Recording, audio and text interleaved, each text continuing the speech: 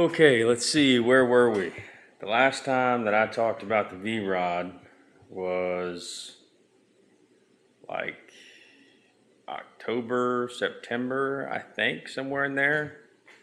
So we were talking about maybe 6 or 7 months ago, 55 pounds before this. So I have been working on a ton of other projects. It was going into the cold weather season. I'd gotten it working for the most part, so I kind of stuck it aside and figured I'd get back on it. Things had just been piling up. We had a go-kart race. I had to build 2 of them, one for the wife and I. I had my square body project that I was really trying to get done this winter, so I got that done. So all that was great stuff, but unfortunately the VROD got pushed kind of over to the side. So I'll link those videos in the description below if you want to check them out, or just go to my page. You can see those. Those took a lot of time and they were fun. But the VROD rally is coming up. As of right now, I think it's like 1 week from now I'm supposed to leave. So naturally I'm getting back on it. I think it was last week or the week before I got back on it and went to go do some more tuning. I've got the tuning pretty close, at least I thought, for having a Power Commander 5, which I know is the improper tuner. We've been through this. I'm trying to make it work until this winter when I can buy a proper tuner and get it tuned properly. I was out for a cruise, and it was finally at that point where I was driving it to work, and then I was going for a long trip after work and having no problems. The final day, that was kind of like all right, if it makes this trip with no problems, I'm cleaning it and I'm putting it in the trailer. It's ready to go. Went out from work, went on like a, 50-minute ride, drove everywhere. The bike worked great. I was running a little bit low in fuel, so I guess this is story time. Bear with me. I was running a little bit low in fuel, and I had enough, but it was low. I was coming back into my town, and all of a sudden I happened to have the air fuel on the front cylinder, and all of a sudden the bike sounded and felt like it started missing, and I look at the air fuel meter and she went completely lean. So I ut the bike off real quick, rolled into the parking lot. I thought maybe I'm out of fuel, got the wife to bring me some fuel, put fuel in it. That didn't work, so trailered it back to the house, went through everything I could. I was checking the ohms across the fuel injectors. I was checking all the wiring. I mean, I checked everything. I swapped the coils over, checked the spark plugs, swapped spark plugs, checked everything I could. Then I was just like, the heck with it. I got to take it out and buy a new fuel injector just to try that. I know I didn't have to, but I was done with it and I needed it to be fixed. So I bought a new fuel injector, got the fuel injector in, put it in, and it started working fine. This bike's gonna be the death of me. Pull the plenum back off. I think I lost a fuel injector. Got no fuel on the front cylinder. It's kind of odd for these injectors to go bad like that, but it's not saying it can't happen. I tested them, they ohmed correctly, but I have to run some more tests on them and maybe buy a spare anyway. Wouldn't be a bad idea. These are 510 cc. I think they come off of a Ducati, or at least that's the most common model that uses them. But yeah, got all this torn apart again. Guess that's what happens when you start modifying stuff. Hopefully I can get this thing ironed out and it'll run like it did stock again, just like a little bit faster. But working in the shop, that's what you're going to encounter. That's part of the fun, isn't it? At least that's what I'm trying to tell myself right now.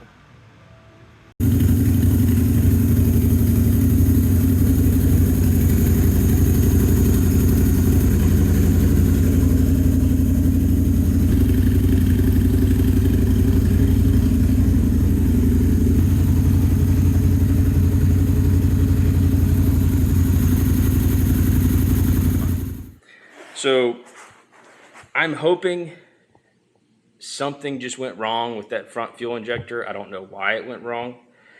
I'm sure there's a reason. I haven't had time to figure it out. But with the new front end fuel injector, same one, same aftermarket fuel injector, it's working fine now.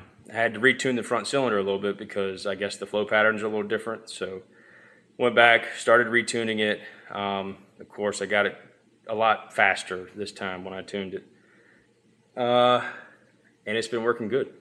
Really, the last thing that I just did on it was tune the decel a little bit. It was a little lean on decel, so I added some fuel there, and it seems like it likes it. It's not popping as much. I mean, really, barely at all now. I could probably back off a little bit, but for now, I think that'll work. So I think I'm pretty much calling the done stamp on this thing now. Still kind of have it torn apart, but I think I'm now to the point where I'm gonna change the oil, clean the bike up. Oh, one thing I didn't mention, I just had a look at the part 5 video that was from like 4 months ago that I'm getting ready to post, that I should have posted then, but I just forgot to. So where I ended that video off, I was having a belt problem with the TTS kit. I ended up figuring that out pretty quickly. I didn't film any of it, but I had to get the bike warm, then make the belt adjustment.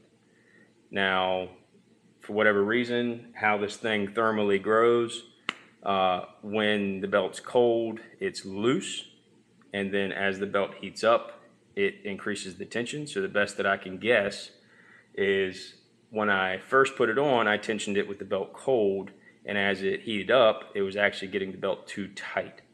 So I got it hot one day, tensioned the belt, and ever since that day, I've had 0 issues with the belt. It's the exact same belt from that day. I'm gonna buy a spare belt just to have, but haven't had a problem since. So I guess if you have this kit, right or wrong, it's worked for me. Tension the belt while it's nice and warm, and then check it.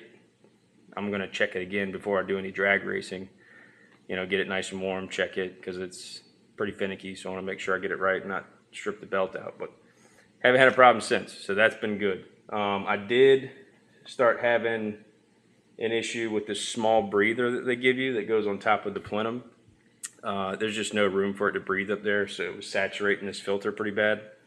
So I bought a Moroso catch can and ended up makeshifting my own bracket. I'll have to look it up to give you the exact numbers, but I ended up ordering a bracket Moroso kit for a Dodge Charger that mounts on the back of the firewall, and that kit works almost perfectly to mount this Moroso filter catch can right there. All I had to do was down here, I rounded off the corner of this bracket just about 1/8 of an inch, and it sits right there perfectly. I've been driving it around. That thing doesn't move at all. It's solid as can be. And I even used the hose that they gave me. It was like the perfect amount. I ended up cutting a couple inches of it off, and then mounted my filter to this. So that's been working out really good. So that's where I'm at right now. I'm gonna flash one more tune into it. One more adjustment that I had written down for the decel, and then it's just change the oil, clean this bike up, and get it ready to head to the VROD rally. So that's a little update on where I'm at now.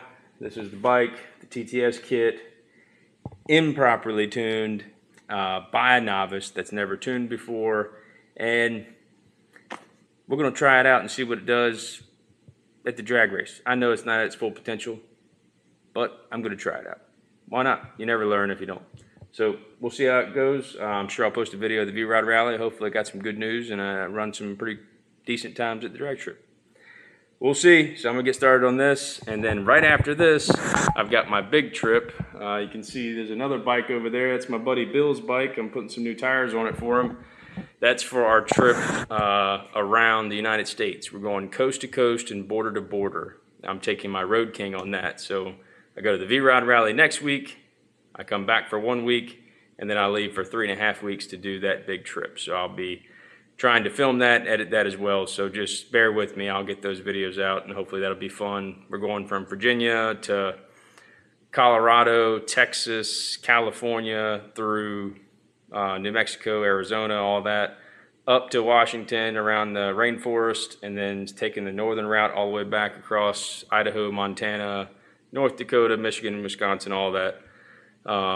And then coming back down to like Kentucky, Tennessee, and then shooting back to Virginia. So it should be, I think it's 25 days, just under 9,000 miles. So hopefully that goes well. All right, that's it for the update on the VROD. I'm sure I'll have a couple more, but that's where I'm at right now.